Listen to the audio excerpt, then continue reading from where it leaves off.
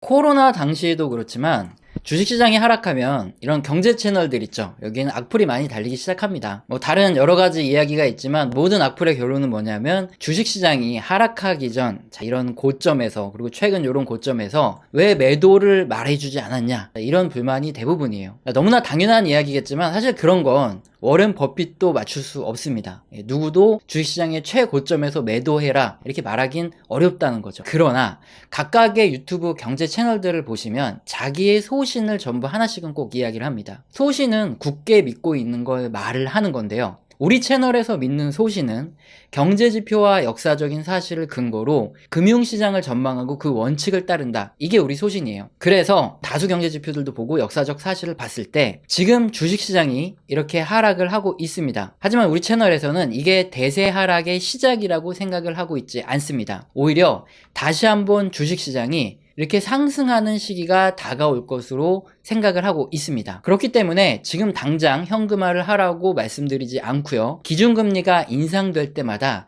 단계적으로 주식의 비중을 축소해서 리스크를 관리해라, 이렇게 말씀을 드리고 있어요. 그러면 주가가 상승할 것 같은데 왜 주식의 비중을 단계적으로 줄이냐? 혹시 모를 리스크들, 그러니까 인플레이션이 너무 심각해진다거나 기준금리가 생각보다 너무 빨리 올라가거나 내외부적인 충격이 왔을 때 이것을 버티기 쉽지 않을 수 있기 때문에 일부 리스크 관리를 들어가는 거고요. 마찬가지로 단계적으로 주식의 비중을 줄이면서 주가가 상승했을 때 소외되지 않도록 이렇게 수익률을 극대화시키면서 리스크 관리를 하는 이 전략을 펼치는 거죠. 이게 우리 채널에서 반복적으로 말씀드리는 이 전략인데, 그럼 왜 주식시장이 앞으로 상승할 것으로 전망을 하는지, 대세 하락의 시작이 아니라고 보는지 경제지표와 역사적인 근거를 들어서 설명을 해드릴 건데, 그 전에 저희가 잠시 댓글을 막아둔 이유가 있어요. 이 이유를 말씀드리고 제가 양해를 구하도록 하겠습니다. 지난 2020년 코로나가 시작될 때 제가 올려드렸던 이 영상들의 썸네일인데요. 물려있던 분들은 이것 또한 지나가니까 팔지 마라, 그리고 돈 있으면 저점 매수를 해라,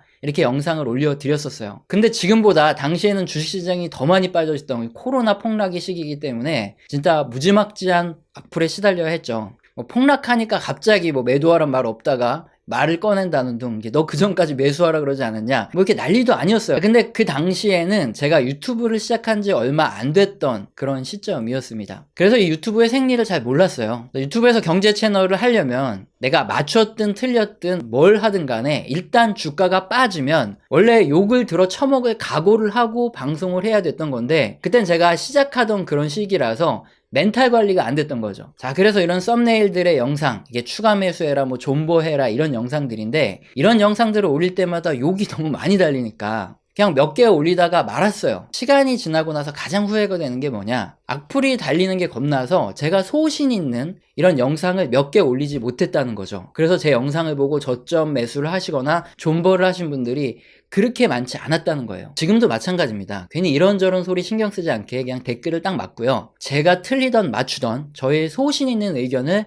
말씀드려야 할 시점이 바로 지금이라는 거죠. 그러면 왜 지금이 대세 하락의 시작점이 아니라고 생각하는지, 오히려 앞으로 주식시장이 올라갈 거라고 생각하는지 따끈따끈한 경제 지표들을 근거로 먼저 설명을 드려 보겠습니다. 지금 그림이 지난 금요일 밤에 발표된 PCE 개인 소비지출 측정치 핵심 물가지수라는 겁니다. 그런데 이게 뭔지 알아야 되겠죠. 이 PCE 개인 소비지출 측정치라는 게 뭐냐, 한마디로 미국의 제품부터 서비스까지 통틀어서 미국의 소비를 전반적으로 알 수 있는 가장 정확한 지표다, 이렇게 아시면 되는데요. 그림이 바로 PCE 물가지수의 구성 항목입니다. 소매 판매 지수 같은 경우에는 제품의 가격, 이것만 측정이 되는데, PC 물가지수 구성 항목을 보면은 건강이라든가 아니면 커뮤니케이션, 그리고 교육, 푸드 서비스, 이런 서비스 전체적인 항목 있죠. 이 부분까지 전부 가격이 집계가 되기 때문에 실질적으로 미국의 전체 소비, 이것들을 전부 알 수 있는 지표다, 이렇게 보실 수 있습니다. 그래서 미 연준에서 기준금리를 결정할 때 가장 큰 비중을 두고 참고하는 것이 바로 이 PCE 물가지수라는 겁니다. 그림을 보시면 PCE 물가지수 중에 에너지와 식품을 제외한 핵심 물가지수가 이건데, 왜 에너지와 식품을 뺐을까요? 그리고 그걸 왜 핵심 물가지수라고 부를까요? 예상하시는 대로 식품과 에너지의 가격은 변동성이 어마어마하게 큽니다. 그래서 제대로 인플레이션의 방향, 물가의 방향을 확인할 수 없어요. 이걸 빼고 확인을 하면 실제적인 미국의 물가의 방향 확인이 가능하다는 거죠.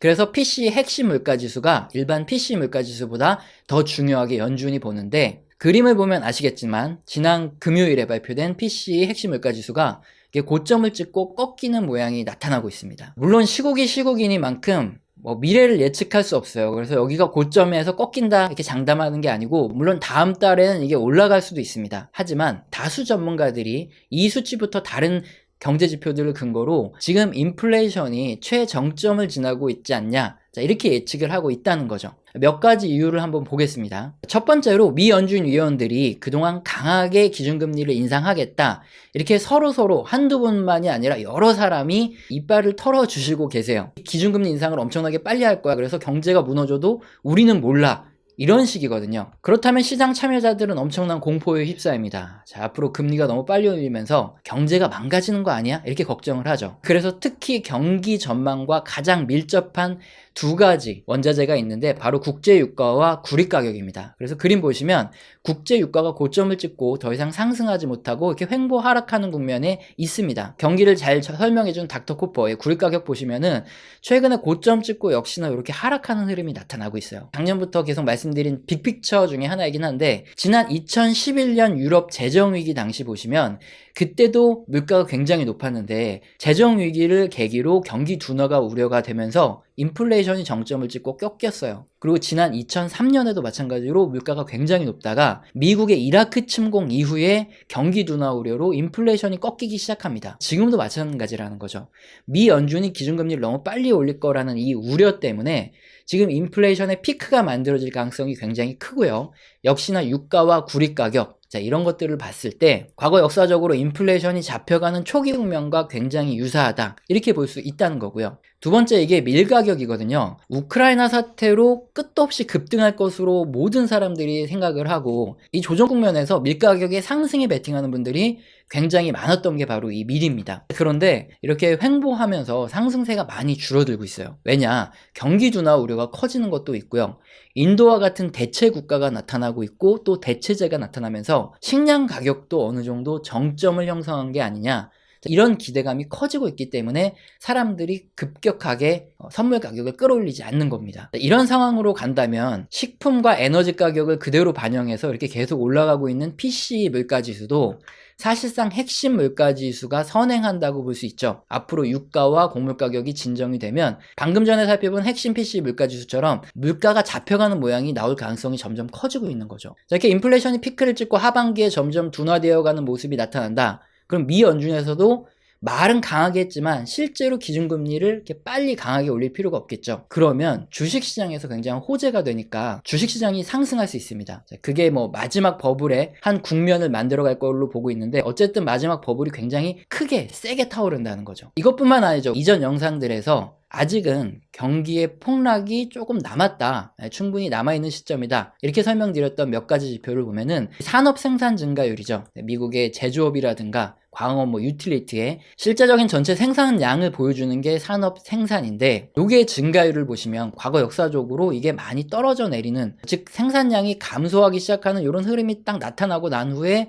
이게 일대 엄청난 큰 폭락이 있었어요. 그런데 지금 떨어져 내리는 단계는 맞아요. 하지만 임박했다고 보기 굉장히 어려울 정도로 좀 높은 상황입니다. 그럼 아직 충분히 좀 기간이 남았다는 거죠. 주식시장이 좀 올라갈 기간이 좀 남아있다, 이렇게 볼 수 있는 거고요. 또 다음으로 최근에 영상에서 살펴봤던 소매 판매 증가율도 마찬가지죠.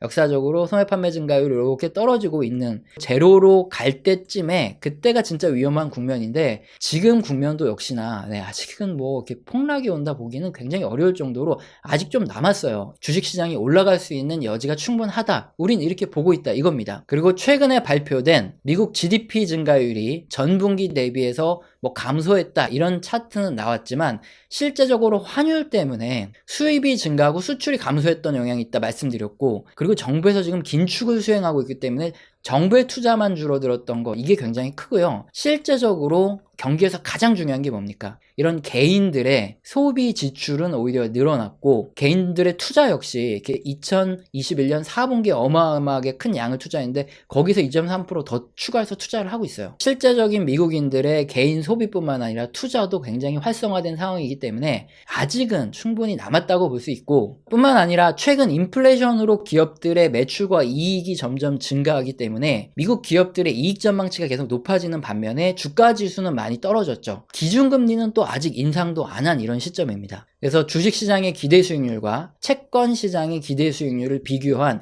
이 FED 모형 또한 지금 주식시장의 기대 수익률이 월등히 높은 이런 상황이에요. 아직은 이게 떨어지려면 충분한 시간이 남았다는 거죠. 다수 지표에서 뭐 당장의 폭락이 일어난다 보기는 어렵기 때문에 주식시장이 지금은 당장 금리 인상으로 인한 충격이 있지만 그래서 하락한 상태지만 과거와 마찬가지로 앞으로 기준금리가 이렇게 인상되는 구간에 주식시장 역시 동반해서 상승할 가능성이 있다. 그래서 우리는 당장의 현금화를 하는 게 아니라 기준금리가 인상될 때마다 단계적으로 주식의 비중을 줄여나간다. 이 방향으로 리스크도 관리하고 주식시장의 상승에 소외되지 않는 이런 전략을 펼치자 말씀드리고 있는 거예요. 주식시장이 앞으로 떨어진다 생각하면 당장의 현금화를 하겠죠. 하지만 그렇지 않기 때문에 단계적으로 우리는 금리 인상에 맞게 주식의 비중을 줄여나간다. 이게 포인트인데요. 자, 그럼 여기서 또 중요한 부분이 하나 있는데 바로 이전 영상이죠. 이 화면 보시면 한 달 전에 엔비디아나 ASML 등 이 기술주에 대해서 매도하라 이런 사인을 보냈던 거 이 영상 캡처되어 있는 내용인데 이제 앞으로 주가가 더 올라갈 것이라고 생각하면서 대체 왜 매도 의견을 냈느냐? 이 부분이 굉장히 궁금하실 거예요. 대표적인 이유는 먼저 증거 영상을 보고 제가 말씀을 드릴게요. ASML이나 엔비디아가 뭐 추천주냐 이렇게 생각하실 수도 있는데 근데 치명적인 문제가 있어요. 제가 방송했던 당시보다 지금 가격이 굉장히 크게 올라 있다는 겁니다. ASML은 뭐 거의 2배 올랐고 엔비디아도 60% 가까이 지금 이미 올라 있어요. 그래서 지금 솔직히 뭐라고 말씀드리기가 뭐해요. 예, 뭐 더 좋은 종목이 있거나 그러면 언제 팔지도 모르고 지금 굉장히 많이 비싸서 지금 여기서는 뭐라고 말씀 못 드립니다. 요거는 이제 잘 기억하시고 아시겠지만 ASML, 엔비디아, 나이키 이런 종목들 3개 지금 너무 많이 올랐어요. 그래서 어디까지 갈지 몰라서 계속 들고 있는데 근데 이제 사실 좀 너무 많이 올라서 팔아치울 시점 보고 있다가 적정한 시점 되면 다 팔아치우고 많이 빠지면 다시 되살 생각입니다. 그래서 뭐 지금 당장에 사다 이거는 좀 아닌 것 같고요. 이런 종목 ASML, 엔비디아, 나이키죠. 다 잘 올라가지고 지금은 오히려 뭐 추천을 할 수도 없죠. 그걸 너무 많이 올랐어요. 그때 당시보다. 그래서 뭐 이제 곧 저희도 뛰어내릴 시점만 이렇게 보고 있는 거죠. 다 팔고 나면은 폭락하면 다시 살 거예요. 다시. 계속 제가 말씀을 드려왔어요. 물론 지금 당장 이런 종목들 사라는 건 아니에요. 왜냐면 주가가 너무 많이 올라서 좀 부담스럽습니다. 그래서 뭐 어떤 기회가 오든 주가가 많이 떨어지면 자, 영상 보시면은 지난 2021년 작년이죠. 당시에 엔비디아 주가가 얼마였냐? 180달러 이 정도 수준이었어요. 그때부터 우리는 너무 많이 수익을 본 상황이다. 우리가 뛰어내릴 준비를 하고 있으니까 지금부터 사는 건 절대 아니다. 계속 반복적으로 말씀을 드려왔거든요. 그래서 영상을 제대로 보신 분들이라면은 지난 7월 이후에는 엔비디아의 주식을 살 리도 없고 ASML 주식을 살 리가 없어요. 최근에 이렇게 주식시장이 폭락하더라도 손해를 봤을 리가 없다는 거죠. 자, 그런데 작년 뭐 11월, 12월부터 계속 달리는 댓글들이 꽤 많아지고 있는 걸 보면 무슨 우리 방송을 보고 엔비디아를 샀는데 손해가 났다 이렇게 말을 하는 분들이 꽤 많은 거예요. 팔 거다 이렇게 계속 반복적으로 말하는데 그때 살 이유가 없잖아요. 근데 뭐 자기가 오래된 구독자느니 뭐 영상 100개를 봤느니 뭐 몇 년을 봤느니 그런 거 보고 샀는데 마이너스가 났다. 이거 누가 봐도 말이 안 되는 소리를 너무 많이 하다 보니까 이건 그냥 방치하면은 이게 마치 사실인 것 마냥 오해가 되겠다 싶어서 제가 한 달 전에 엔비디아 주가가 이게 280달러까지 올라왔을 때 거짓말하는 분들 좀 이제 그만 없어졌으면 하는 바람에서 그만 매도해라 이렇게 말씀을 드렸던 거예요. 제가 아무리 사실을 말해도 이렇게 증거 영상을 드밀기 전까지는